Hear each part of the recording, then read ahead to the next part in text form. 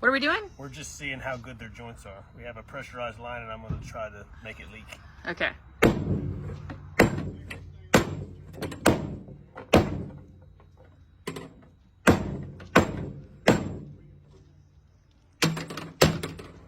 boys did pretty good.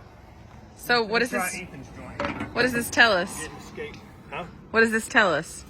That if we have to make a connection in your slab, you can rest assured it's going to hold for a long time.